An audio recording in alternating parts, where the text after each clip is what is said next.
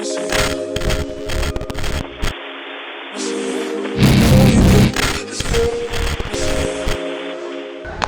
up disciples? Tabita lagi di sini dan pastinya hadir dengan tema bahasan yang berbeda. Dan kali ini penting banget untuk kita yang mau berubah ke arah yang lebih baik.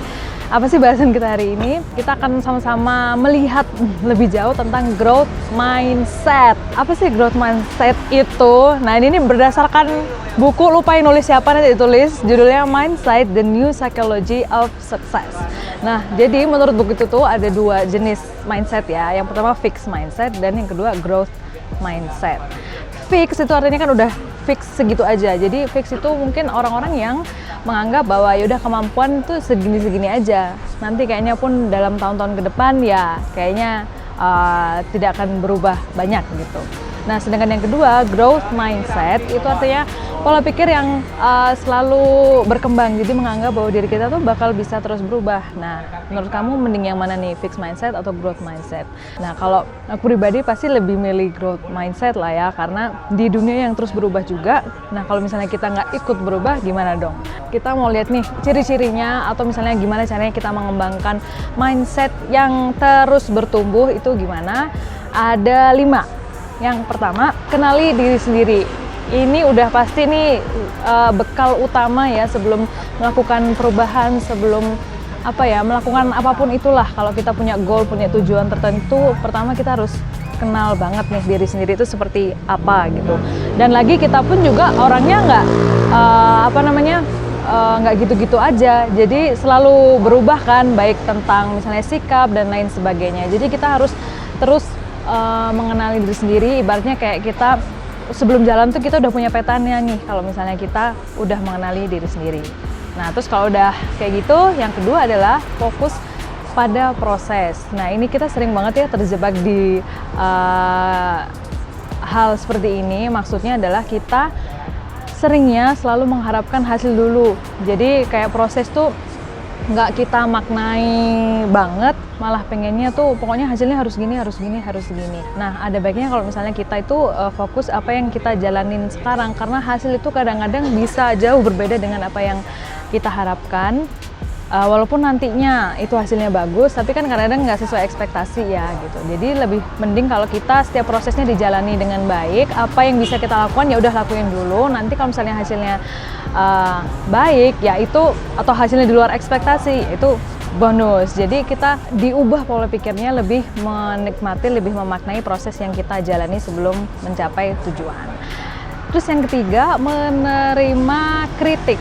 Nah, kritik ini penting ya, karena itu kayak semacam lampu merahnya kita lah gitu. Jadi pas kita lagi mungkin jalan jauh, terus habis itu ada lampu merah, jadi dikasih tahu nih ada angle berbeda. Oke, kalau ada kritik tuh berarti kita harusnya tuh kayak gini, kita mendapatkan pemandangan yang berbeda, pandangan yang berbeda, dan itu membuat kita jadi berpikir lebih luas lagi. Oh, ternyata kalau gini tuh gini, oh ternyata kata orang kalau misalnya kayak begini, oh berarti kita bisa nih ubah ke arah yang lebih baik atau ubah ke arah yang mana gitu. Berubah arah bukan berarti juga kita pelin-pelan sih, tapi gimana caranya kita menemukan strategi yang yang lebih baik lah. Jadi jangan takut sama kritik ya, jangan takut sama saran dan apapun itu yang dari luar, karena justru itu bisa membangun kita sendiri. Nah, terus yang ketiga,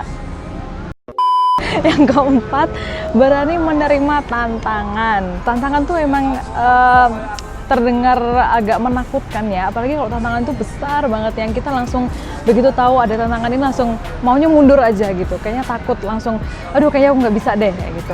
Tapi justru di saat yang takut itu, kalau misalnya kita ya udahlah terobos aja gitu, ya udahlah sikat aja, kadang-kadang justru kita bisa naik level gitu. Mungkin emang kerasanya nggak sekarang gitu, bukan pas kita mengambil keputusan untuk go gitu, tapi nanti kalau misalnya kita berhasil menerima atau menyelesaikan tantangan itu, pasti kerasa oh ya kayaknya ini udah kita udah ada di next level, tahap selanjutnya kita udah udah terlatih menghadapi hal-hal yang tadinya menakutkan tapi ternyata oh bisa kok gitu. Jadi jangan takut sama tantangan. Nah, yang terakhir adalah maknai kegagalan. Nah, di setiap proses itu ini agak berhubungan dengan yang menikmati proses tadi ya.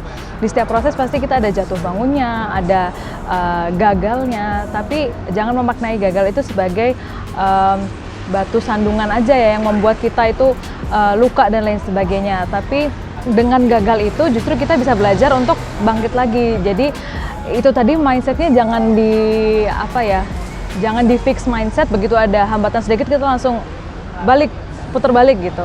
Tapi begitu ada kegagalan itu justru hampir sama seperti tantangan. Jadi begitu kita gagal, kita belajar lagi, oke, yuk coba lagi. Nah, dengan begitu malah kita bisa lebih lebih terlatih lagi, lebih tahu, karena kalau udah gagal kan berarti kita tahu nih apa yang salah gitu kan. Jadi kita justru bisa memperbaiki lagi dan menjadi lebih baik.